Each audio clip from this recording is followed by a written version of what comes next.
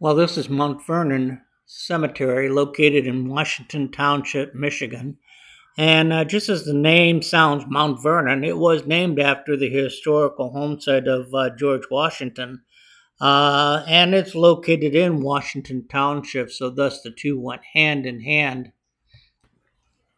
The village of Mount Vernon was originally made or set up in 1832 as a postal stop.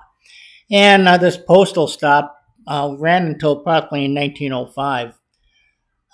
In Mount Vernon's day, it had three blacksmith shops, a watch shop, a clock repair shop, several woodworking shops, and a general store. It was a bustling community, and up until about 1875. In 1875, the residents of Mount Vernon were stricken with a smallpox epidemic that lasted for approximately 1 year into 1876. During that year, there were many of its residents that had died from smallpox, and they were buried here in this cemetery. Today, about all that's left of the village or city of Mount Vernon is the original church that stood during that time and the cemetery where many of those are buried, like I said, that died of smallpox during that smallpox epidemic. I received a lot of email from people showing me different photos that have been taken here.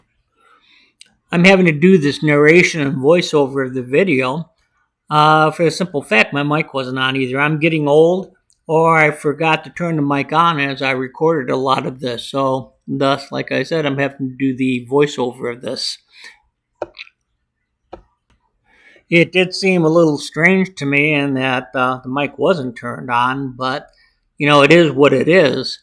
I didn't really expect a lot of activity here, but setting up the RemPod, I had a big surprise waiting for me, and this I'll show you in the upcoming video. I walked over to this older looking tombstone. As you can see, it is old from the green mosses growing on it. I believe this gentleman passed away in 1832, so he was quite old. I wasn't sure if he'd really understand what an antenna was when I was talking to him about these electronics. Look at the green light blink on and off as I posed questions to him and asked him if he wanted to talk to me. This light is blinking on and off in direct response to any questions I ask him. He was blinking for yes, and then there was no response for no.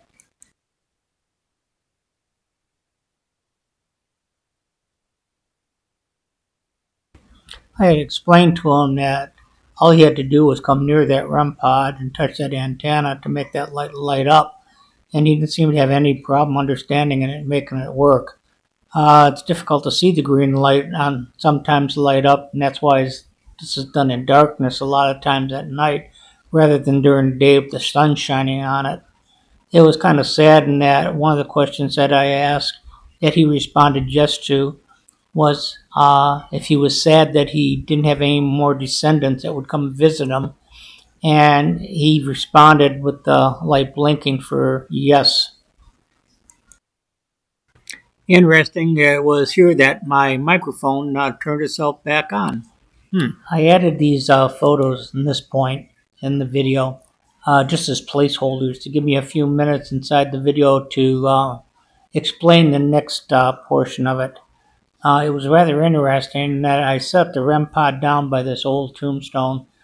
The person passed away in the very early 1800s again. It was almost as if they were afraid to come close to the RemPod and touch it, but yet there was a sudden temperature change and differential, and the RemPod did respond to that. You can see a blue light going on and off in response to my questions. That on and off means something is coming close enough to change the ambient temperature surrounding it. I even got cold. Temperature must have dropped maybe 15 to 20 degrees. I was getting goosebumps from the temperature change. And as soon as as quickly as it started, the temperature change dropped. It went back up again, and the RemPod recorded that as well. We'll watch this portion. It's very interesting. In respect, would you like to talk with me? You have that little device that has the red light on top of it. If you touch that, it will light up and just light some lights up, and it won't hurt you. It just tells me that you're here. Would you like to talk with me?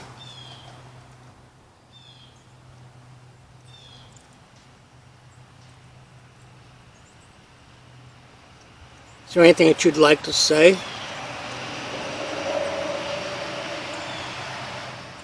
Do you have family that's in the area here that visit you very often? Well, I'm getting a temperature, sensing of a temperature change, but nothing has touched that yet. You can go ahead and touch that antenna. That's that little silver thing that's sticking up in the air.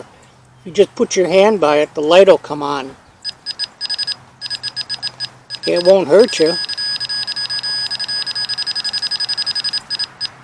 I can sense there's a temperature change, so I know you're here. I can feel it. I can feel the temperature dropping by me. It's okay to touch me, and it's okay to touch that instrument there and make those lights come on. I'm not afraid. Do you have any family that visit you?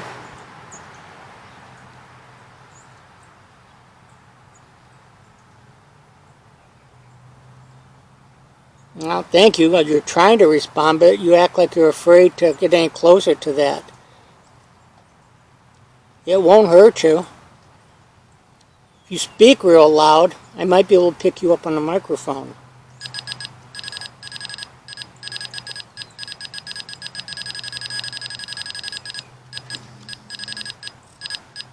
Are you trying to talk with me? Touch that antenna, make those lights light up. Let me know you're here. There's nothing to be afraid of. Are you afraid of that?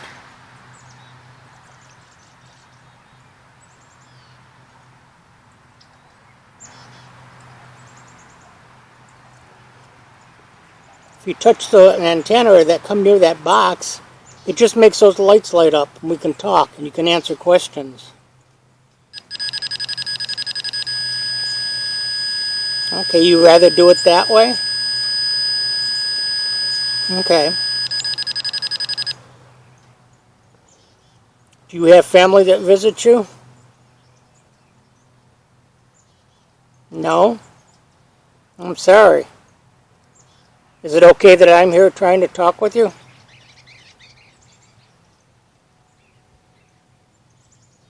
Would you prefer I just leave you be?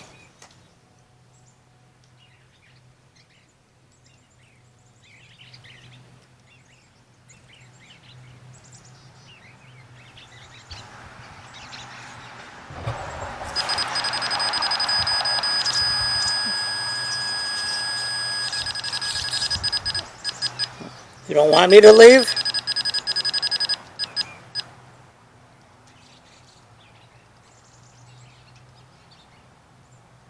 I mean, you're nothing but peace and respect. I might come back and visit you again. Would that be okay? Thank you.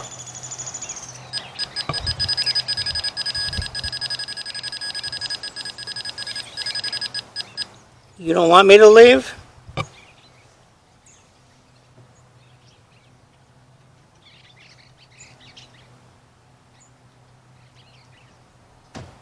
Is it okay if I come back?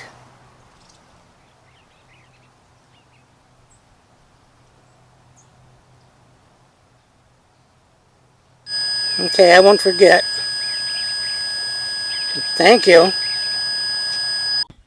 What was really interesting with this last visit, this last tombstone, was it was responding with temperature change rather than the electromagnetic field around the RemPod.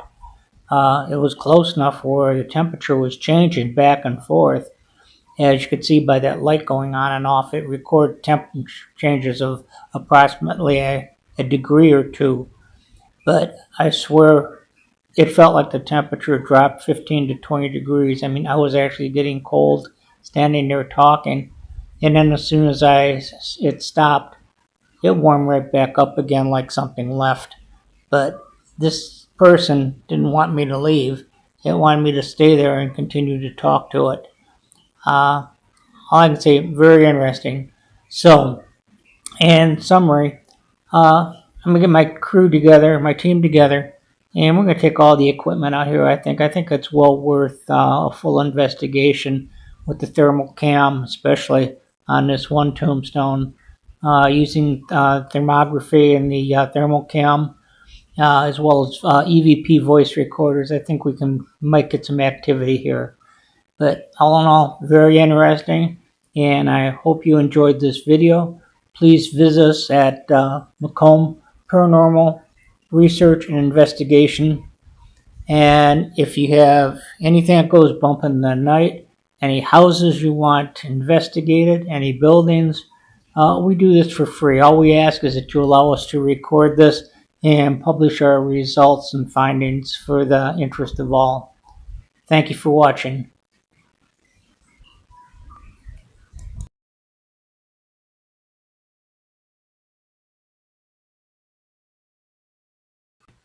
And just one last thing I'd like to mention here before we end this video is I'd like to apologize for some of the bumpiness of it. It takes a lot to edit a video. It actually takes more time to edit this video than it does to make it. And I'm using new software that I'm not accustomed to. So once I get accustomed to this software, these videos will be much better.